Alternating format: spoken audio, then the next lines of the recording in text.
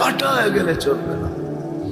যে গড়া যাবে সেই আল্লাহর কাছে স্থান পাবে, পরিচয় পাবে, পরিচিতি পাবে। এই জন্যই সাহাবা ইকরাম জীবন করার পিছে দৌড়াইছেন। যুবকও আজকে তো জান্নাতের আলোচনাই নেই। আগে যদি আসতাম তাহলে শুনাইতাম জান্নাত কাকে বলে। হায় যুবক, কিসের জন্য পাগল হয়ে গেলাম? এই 60-70 বছর এই সামান্য দুনিয়ার জন্য হারায় দিলাম। এখন তো মেসেজ দেয় একটা করে আরেকটা, ঠিক না? এক মাসে 14 তারিখ আসে না? একটা মাস বাংলাদেশে 14 তারিখ আসে না? 14 তারিখ, হ্যাঁ।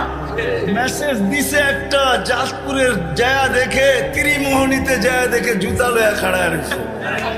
হায় হায় হায়, কক্সবাজার জায়া জুতা দেখে আসছে, ঠিক না? জুতা চিনেন?